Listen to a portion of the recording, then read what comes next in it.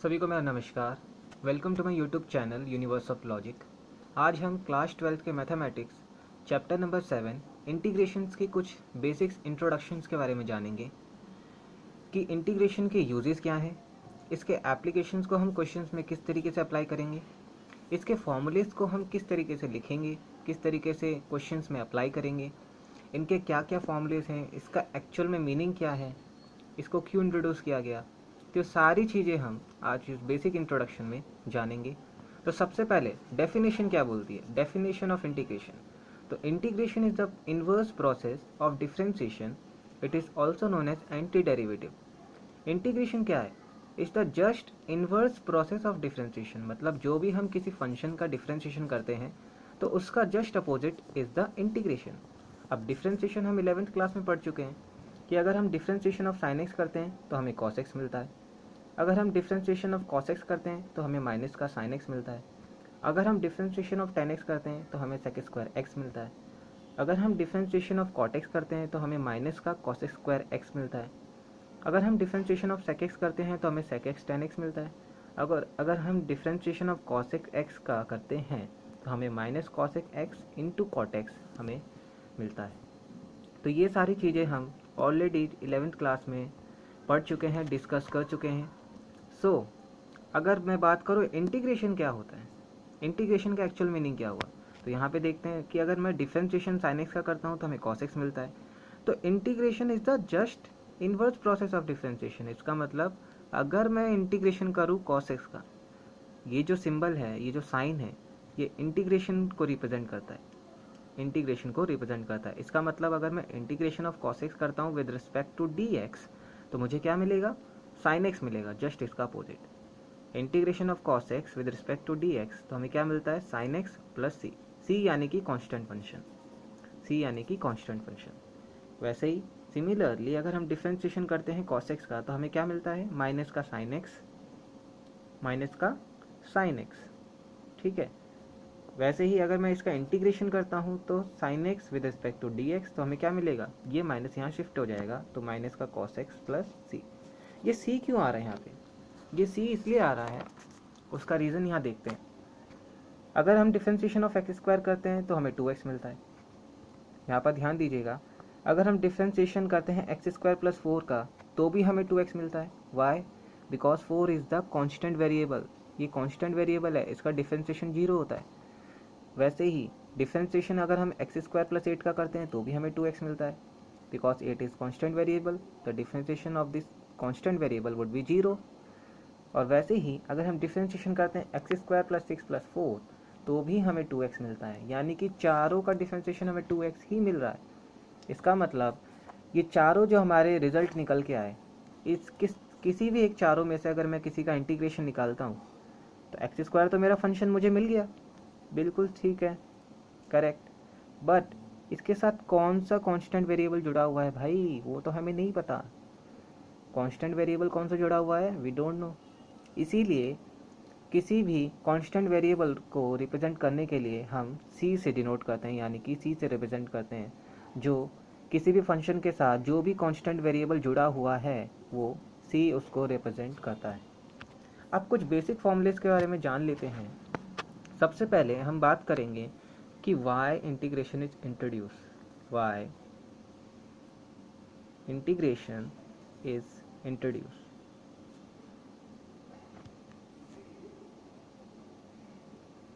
Integration को introduce क्यों किया गया, कुछ तो लॉजिक होगा, कुछ तो मीनिंग होगा कि इंट्रोड्यूस किया गया होगा इंटीग्रेशन को। तो इंटीग्रेशन को इंट्रोड्यूस किस लिए किया गया था वो देखते हैं। यहाँ पर ये वाई एक्सिस और ये एक्स एक्सिस, ठीक है, ये पॉइंट हमारा ओरिजिन, और यहाँ पर 2 है, यहाँ पर 6 है, ये रहा हमारा एक लाइन और ये रहा हमारा एक लाइन, ठीक है, और ये रहा एक कर्व जा रहा है, ये कोई फंक्शन है, ठीक है, कोई भी फंक्शन है मान लीजिए, ठीक है, जिस फंक्शन का हमने ये ग्राफ बनाया है कोई भी एक फंक्शन है, ठीक है, और हमें इस फंक्शन के अंदर का एरिया निकालना है, इस फंक्शन के अंदर का एरिया निकालना है। तो तो आप सोच रहे होंगे कि इस फंक्शन के अंदर का एरिया कैसे निकालेंगे। अगर हम इसको ऐसे स्क्वायर बना दें, यहाँ से एक स्लाइटली कट लगा के, चलो जी ये तो हमारा रेक्टेंगल मिल गया हमें। ये जो हमारा एक रेक्टेंगल बना, इस रेक्टेंगल का हम एरिया आसानी से निकाल लेंगे। बट ये जो शेष यानी कि रिमेनिंग पोर्शन रह गया, ये जो रिमेनिंग पोर्शन रह गया, इसका एरिया कैसे निकालेंगे। बिकॉज यहाँ पर अगर हम एक और स्लाइस ऐसे जोड़ दें तो ये तो ट्राइंगल बन गया, तो इसका एरिया आप कैसे निकालेंगे आप। ठीक है, ये तो हुई एक बात। दूसरी बात क्या हुई वो देखते हैं कि इसके और क्या ऑल्टरनेटिव तरीके हो सकते हैं, वो देखते हैं।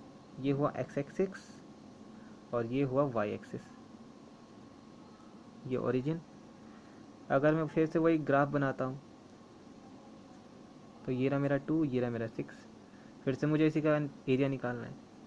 तो एरिया निकालने के लिए हम क्या कर सकते हैं, अगर मैं इसके छोटे छोटे स्लाइस कर देता हूँ, मैंने इसके छोटे छोटे स्लाइस कर दिए, because with the help of rectangle shapes we can easily find out the area. तो अगर मैं यहाँ पर रेक्टेंगल शेप बनाने की कोशिश करता हूँ, ये देखिए छोटे छोटे मैंने स्लाइसेस बना दिए, तो अब मैं यहाँ से रेक्टेंगल्स के शेप में मैं यहाँ से एरिया निकाल सकता हूँ। तो इस सारा एरिया निकाल लिया मैंने, रेक्टेंगल की शेप करके इसको सारा एरिया निकाल के एक्यूमुलेट कर दिया, लेकिन अभी भी ये थोड़ा थोड़ा एरिया रह रहा है, अभी भी थोड़ा थोड़ा एरिया बच रहा है। तो इस चीज़ का सॉल्यूशन निकालने के लिए, इस चीज़ से बचने के लिए इंटीग्रेशन का यूज़ किया गया। इस चीज़ से बचने के लिए इंटीग्रेशन का यूज़ किया गया, इंटीग्रेशन का जन्म हुआ। तो इसीलिए कोई भी अगर फंक्शन दिया होगा, सपोज कीजिए जैसे सपोज कोई फंक्शन दे रखा है x² + 5, या फिर लाइक कोई फंक्शन दे रखा है y = 2x + 5। तो विद रिस्पेक्ट टू x, अगर हम विद रिस्पेक्ट टू dx कर रहे हैं, यानी कि x के टर्म में अगर हम एरिया निकाल रहे हैं, ये रहा, ये x एक्सिस है। तो अगर हम x के with respect to x axis में अगर हम एरिया निकाल रहे हैं, तो हमें x के टर्म में इंटीग्रेशन निकालना होगा। मीन्स हमारा ये रहा y और ये रहा 2x + 5। इसका मतलब अगर हम एरिया निकालेंगे इस फंक्शन का तो ऐसे निकालेंगे, इंटीग्रेशन ऑफ 2x + 5, ये फंक्शन हो गया विद रिस्पेक्ट टू dx। और लिमिट कहाँ से कहाँ तक दे रखी है, लिमिट दे रखी है 2 से 6, तो ये रहा 2 और 6, 2 से लेकर 6 फंक्शन ये रहा इंटीग्रेशन, और इसके हेल्प से हम एरिया निकाल सकते हैं। तो इस चीज़ से बचने के लिए इंटीग्रेशन को इंट्रोड्यूस किया गया, ताकि हमें ज़्यादा डिफ़िकल्टीज, ज़्यादा कॉम्प्लेक्सिटीज़ ना आए किसी भी इक्वेशंस को या किसी भी इक्वेशन का एरिया निकालने में। सो इसलिए इंटीग्रेशन को इंट्रोड्यूस किया गया। अब कुछ बेसिक फॉर्मूलेस देख लेते हैं। वीडियो ज़्यादा लंबी ना हो तो मैं आपके लिए शॉर्ट में कुछ चीज़ें बता देता हूँ। बेसिक फार्मूलाज क्या है, अगर हम इंटीग्रेशन करते हैं किस चीज़ का, sin x का, sin x का इंटीग्रेशन है, ध्यान देना, तो क्या होगा माइनस का cos x + 3। अगर हम इंटीग्रेशन करते हैं किसका, cos x का। अब बहुत सारे बच्चे गलती ये करते हैं कि इंटीग्रेशन sin x का कर रहे हैं तो यहाँ पे cos x + 3 लिख देते हैं, माइनस लगाना भूल जाते हैं। तो ये इंटीग्रेशन है। अगर इंटीग्रेशन cos x का कर रहा हूँ विद रिस्पेक्ट टू dx, तो इसका क्या होगा sin x + c। c लगाना मत भूलना वरना मार्क्स कट सकते हैं आपके। इंटीग्रेशन अगर हम tan x का करते हैं, tan x का तो पता ही नहीं है हमें, tan x का तो पता ही नहीं, बिकॉज किसी का डिफ्रेंशिएशन करते हैं तो हमें tan x तो रिजल्ट मिलता नहीं है। तो इसका मैं आपको एंड में बताऊंगा। अगर मैं इंटीग्रेशन करता हूँ sec² x का, तो इसका हम जानते हैं क्या होता है, tan x + c। tan x + c इसका इंटीग्रेशन होगा। फिफ्थ अगर मैं देखता हूँ sec x और tan x का इंटीग्रेशन अगर हम निकालते हैं तो क्या मिलता है हमें मिलता है sec x + c। c तो लगेगा ही लगेगा, कांस्टेंट फंक्शन है। अगर हम इंटीग्रेशन करते हैं किसका, 1/2√x with respect to dx। अब आप जानते हैं कि अगर हम किसी फंक्शन का डिफरेंशिएशन करते हैं तो कब हमें 1/2√x मिलता है, तो वो फंक्शन है √x + c। ठीक है, अगर हम इसका इंटीग्रेशन करते हैं e⁻x, तो हमें ex ही मिलता है with respect with c function. आठवां, अगर हम 1/x with respect to d x का इंटीग्रेशन करते हैं तो हमें क्या मिलता है, लॉग एक्स प्लस सी। क्योंकि अगर हम लॉग एक्स का डिफ्रेंशिएशन करते हैं तो क्या मिलता है, 1/x, इसीलिए अगर हम इसका इंटीग्रेशन करेंगे तो हमें लॉग एक्स मिलेगा। बहुत ईजी है, बहुत सिंपल है, लॉजिकली करेंगे और आराम से हम कॉन्सेप्ट्स को समझेंगे। अगर हम यहाँ पर एक और चीज़ का इंटीग्रेशन निकालते हैं, जो इन्वर्स फंक्शन है, उनके भी तो होते होंगे, हाँ बिल्कुल होते होंगे। तो 1/1 - x² respect to d x, तो इसका क्या होता होगा, साइन इनवर्स एक्स प्लस सी। और भी बहुत सारे हैं, ऐसे करके आप बहुत सारे इन्वर्स फंक्शन बना सकते हैं। एक और बार अगर मैं 1 - x² लिखता हूँ with respect to d x, तो आपका माइनस का कॉस इनवर्स एक्स का ये इंटीग्रेशन बन गया प्लस सी। अगर आप और लिखना चाहें और लिख सकते हैं, 1 + 1 + x² with respect to d x, इसका अगर आप इंटीग्रेशन निकालेंगे तो आपका tan इनवर्स एक्स का बनेगा प्लस सी। ये कुल मिला के आपके 11 फॉर्मूले बन चुके हैं। चाहे तो आप स्क्रीनशॉट ले सकते हैं, ठीक है, आप चाहे तो स्क्रीनशॉट ले सकते हैं, और आई होप आपने स्क्रीनशॉट ले लिया होगा। तो आगे बढ़ते हुए 12वां फॉर्मूला की अगर हम बात करें, तो 12वें फॉर्मूले में और आप 2-3 फॉर्मूले ऐड कर सकते हैं, like 1/x √x² - 1 with respect to d x. इसका इंटीग्रेशन निकालेंगे तो आपका क्या मिलेगा, sec inverse x plus c, ठीक है। 1/x √x - 1 x² - 1, इसका अगर आप इंटीग्रेशन निकालते हैं तो आपको क्या मिलेगा, माइनस का cos square inverse x plus c. एक और फॉर्मूला बन सकता है, अगर आप 1/ फिर से 1 + x², ये तो हो गया है, लेकिन ये दूसरा है, इसको आप माइनस कॉटिस इनवर्स एक्स करके भी लिख सकते हैं, ठीक है। ये देखो, अब ये सारे फॉर्मूले बताने के बाद मैं आपको एक ट्रिक भी बताऊंगा।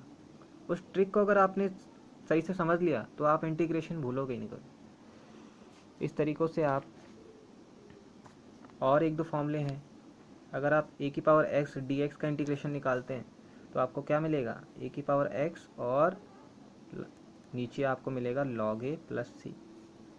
ज़रा ध्यान दीजिए इस फॉर्मूले में, ध्यान दीजिए। जब हम डिफ्रेंशिएशन करते थे e⁻x का तो हमें क्या मिलता था, e⁻x और log a यही मिलता था। आई होप आपको याद होगा, जब हम डिफ्रेंशिएशन ऑफ e⁻x करते थे तो हमें e⁻x इंटू log a ये मिलता था। आप ध्यान दीजिए, अब मैं इसका इंटीग्रेशन कर रहा हूँ, e⁻x का इंटीग्रेशन कर रहा हूँ, इसका मतलब ये जो log a होगा इससे डिवाइड हो जाएगा। तो ये देखिए, e⁻x का इंटीग्रेशन किया with respect to d x, तो e⁻x अपॉन log a और प्लस कॉन्स्टेंट फंक्शन। ये और भी आप कर सकते हैं, इंटीग्रेशन ऑफ 1 कोई फंक्शन नहीं है तो क्या होगा, x प्लस सी। ध्यान दीजिए, अगर हम डिफ्रेंशिएशन x का करते हैं तो हमें क्या मिलता था, 1 मिलता था, तो अगर हम इंटीग्रेशन ऑफ 1 का करेंगे तो x प्लस सी। और भी बहुत सारे फॉर्मूलेस हैं, आपके सारे फॉर्मूलेस आपको बुक में मिल जाएंगे। अगर हम x⁻n, जिसका बहुत ज़्यादा यूजेस है, ये सबसे इम्पॉर्टेंट फॉर्मूला है 17 x⁻n dx, इसका इंटीग्रेशन क्या होता है, x⁻n + 1 अपॉन में n+1 प्लस कॉन्स्टेंट फंक्शन।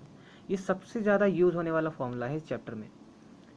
आगे चल के आपके जो डेफिनेट इंटीग्रल है जिसमें लिमिट्स लगाई जाती है उसमें सबसे ज़्यादा यूज़ होगा, प्रॉपर्टीज़ में यूज़ होंगे, और सबसे ज़्यादा यूज़ होने वाला फॉर्मूला है, ठीक है। और अगर आप फॉर्मूला बनाना चाहते हैं तो और भी आप बना सकते हैं, ठीक है। तो यही कुल मिला के आपके सारे फॉर्मूले बनते हैं 17 तक। अगर आपको और फॉर्मूले बुक में मिलते हैं तो आप देख के अच्छे से समझ लीजिएगा, ठीक है। तो ये था बेसिक इंट्रोडक्शन ऑफ इंटीग्रेशन, जिसके हेल्प से आप इंटीग्रेशन को सॉल्व कर सकते हैं। तो इसी के बेस पे मैं आपको एक क्वेश्चन सॉल्व करके दिखा देता हूँ कि क्वेश्चन को सॉल्व करना कैसे। लाइक जैसे मैं बात करूँ इंटीग्रेशन, इसके आधार पर मैं 1-2 क्वेश्चन आपको सॉल्व करके दिखा रहा हूँ। x⁻5 with respect to dx, इसका इंटीग्रेशन कैसे सॉल्व करेंगे, तो जैसा मैंने कहा कि x⁻n है तो इसका फॉर्मूला बनाने का तरीका क्या है, x⁻n + 1 और नीचे वही n+1, इसका मतलब x⁻5 + 1 और अपॉन में 5 + 1 प्लस कॉन्स्टेंट फंक्शन लगाना मत भूलना। तो ये क्या हो जाएगा, x⁻6 अपॉन 6 प्लस सी। तो इसका आंसर क्या हुआ, x⁻6 अपॉन 6 प्लस सी। अगर एक और क्वेश्चन की बात करूँ तो इंटीग्रेशन अगर मैं करता हूँ एक्स की power 4 with respect to d x, तो इसका क्या होगा, एक्स की power 4 plus 1 upon 4 plus 1 plus c. तो इसका आंसर क्या हो जाएगा, इसका आंसर हो जाएगा एक्स की पावर 5 अपॉन 5 प्लस सी। ये एक और क्वेश्चन देखते हैं रिस्पेक्ट टू ट्रिगोनोमेट्री देखते हैं। अगर मैं बात करूं साइन एक्स साइन 2x, चलिए साइन 2x का कैसे सॉल्व करेंगे। तो साइन 2x के लिए कोई दिक्कत वाली बात नहीं है। साइन 2x का इंटीग्रेशन क्या होता है, याद होगा आपको, माइनस कॉस, और वेरिएबल क्या है यहाँ पे 2x है तो 2x ले लीजिए, ठीक है। और ध्यान दीजिए यहाँ पर हम 2 से डिवाइड भी देंगे प्लस सी। अब आप पूछेंगे यहाँ से 2 से डिवाइड क्यों दिया हमने, चलिए थोड़ा डीप में जानते हैं ना, डीप में जानेंगे तभी तो मज़ा आएगा। चैनल का नाम ही मेरा यूनिवर्स ऑफ लॉजिक है। डिफ्रेंसिएशन जब हम साइन 2x का करते थे तो हम क्या लिखते थे, cos 2x, और फिर इस 2x का डिफ्रेंसिएशन करते थे तो इस 2 से मल्टीप्लाई कर देते थे विद किसके हेल्प से, चेन रूल के हेल्प से। तो क्या आंसर आता था 2 cos 2x। इसका मतलब डिफ्रेंसिएशन जब हम निकालते हैं तो जो लास्ट वाला जो वेरिएबल होता है उसका जो हम डिफ्रेंसिएशन से मल्टीप्लाई कर देते हैं, उसके डिफ्रेंसिएशन से हम मल्टीप्लाई कर देते हैं। तो हम क्या अब सॉल्व कर रहे हैं, अब तो हम इंटीग्रेशन सॉल्व कर रहे हैं। तो इंटीग्रेशन में जो इसका वेरिएबल बच जाएगा, यानी जो 2x है उसका हम जो डिफ्रेंसिएशन निकालेंगे उसमें हम डिवाइड दे देंगे, इसमें हम डिवाइड दे देंगे, इंटीग्रेशन में हम डिवाइड दे देंगे और डिफ्रेंसिएशन में हम मल्टीप्लाई कर देंगे। तो यही दोनों में बेसिक डिफरेंस है और कुछ नहीं, ठीक है। यहाँ देखो, यहाँ हमने 2 से डिवाइड दिया, यहाँ हमने 2 से मल्टीप्लाई कर दिया। और एक लास्ट आता है, मैंने बोला था आपको कि 10x का इंटीग्रेशन कैसे निकालेंगे, 10x का इंटीग्रेशन कैसे निकालेंगे। तो देखते हैं कैसे निकालेंगे। 10x को क्या हम sin x upon cos x लिख सकते हैं, बिल्कुल लिख सकते हैं। अब यहाँ पर जरा cos x को हम लेट करेंगे, लेट cos x को यहाँ हमने क्या करा, लेट करा। तो cos x इक्वल्स टू हमने क्या लेट करा, v। दोनों साइड हम डिफ्रेंसिएशन करेंगे, दोनों साइड डिफ्रेंसिएशन करेंगे। तो cos x का डिफ्रेंसिएशन क्या होता है, माइनस साइन x, और v का डिफ्रेंसिएशन क्या होगा, dv अपॉन dx, यही होगा। अब क्या करेंगे, साइन x है तो साइन x ये रहा, और इस dx को मल्टीप्लाई करेंगे तो dx यहाँ आ जाएगा, और ये माइनस को यहाँ शिफ्ट कर देंगे तो माइनस dv। अब जरा ध्यान दीजिए, क्या ऊपर हमारे पास sin x dx है, बिल्कुल है। तो क्या sin x dx की जगह ऊपर मैं माइनस dv लिख सकता हूँ, बिल्कुल लिख सकता हूँ। तो माइनस dv ऊपर आ गया, और cos x को मैंने v लेट कर रखा था तो v मेरा नीचे आ जाएगा। अब माइनस को बाहर ले जाइए और dv अपॉन में v, और हम जानते हैं कि 1 upon v with respect to dv का इंटीग्रेशन क्या होता है, वो होता है, क्या होता है, log v। क्या हमारा आंसर आ गया, बिल्कुल नहीं, बिकॉज अभी ये v वेरिएबल में है। और हमेशा एक बात ध्यान रखिएगा कि जब भी आपका क्वेश्चन जिस वेरिएबल में होगा उसी वेरिएबल में आपका आंसर आना चाहिए। तो अभी ये v वेरिएबल में, v को हमने क्या माना था, cos x। तो इसको मैं क्या लिख सकता हूँ, इसको मैं लिख सकता हूँ माइनस लॉग और ब्रैकेट में cos x, ठीक है। यहाँ थोड़ी जगह कम है, इसको मैं क्या लिख सकता हूँ, माइनस का लॉग cos x। तो ये था basic introduction of integration. I hope आपको बहुत अच्छी लगी होगी ये वीडियो। अगर आपको ये वीडियो अच्छी लगी होगी तो लाइक करें, शेयर करें, कमेंट्स करें, और ऐसे ही न्यू वीडियोस के लिए मेरे चैनल को सब्सक्राइब करें। सबसे पहले नोटिफिकेशंस आपको मिलेंगी। यदि आप मेरे चैनल को सब्सक्राइब करके बेल आइकन को प्रेस करते हैं तो आपकी सारी नोटिफिकेशन सबसे पहले आपके पास पहुंच जाएगी। आई होप आपको ये वीडियो काफ़ी अच्छी लगी होगी, और बाकी see you soon in the next video. और ऐसे ही मैं अच्छी वीडियोस लाता रहूँगा, ठीक है। सो सी यू सून, बाय बाय।